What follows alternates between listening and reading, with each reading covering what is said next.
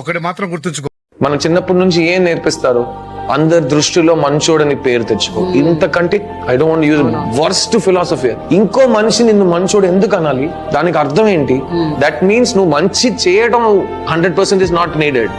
వాడు నిన్ను మంచోడని చూడాలి. దానికి చాలా వేస్ ఉన్నాయి కదా. వాడికి డబ్బులు ఇస్తే వాడు చెప్పేస్తాడు, తర్వాత డబ్బులు ఇచ్చి వాడితో చెప్పించి అది మనం కూడా నమ్మేస్తాం. ఎంత బాగా చెప్తున్నాడు నా గురించి, నేనే ఆలోచించలేదు కదా.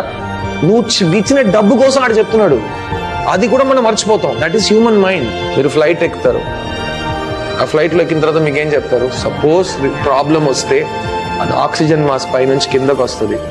ఫస్ట్ మీరు వేసుకోండి, తర్వాత మీ పక్కన కూర్చున్న వాడిని సపోర్ట్ చేయండి. అది చిన్నపిల్లైనా ఫస్ట్ మీరు వేసుకోండి. ఎందుకంటే మీకు ఆక్సిజన్ లేదంటే మీరు ఉండరు, మీరు వేరే వాళ్ళని హెల్ప్ చేయలేరు. అదే లైఫ్ కూడా. ఫస్ట్ మిమ్మల్ని సంతోషంగా మీరు చూసుకోండి. మీరు సంతోషంగా ఉంటే మీరు వేరే వాళ్ళని సంతోషంగా చూసుకోగలరు. మీరే కంప్లీట్ గా ఫీల్ అవ్వకపోతే మీరు ఎవరిని సంతోషంగా తీసుకో. You can't take care of other people. So we are taught to sacrifice. It is all wrong అండి.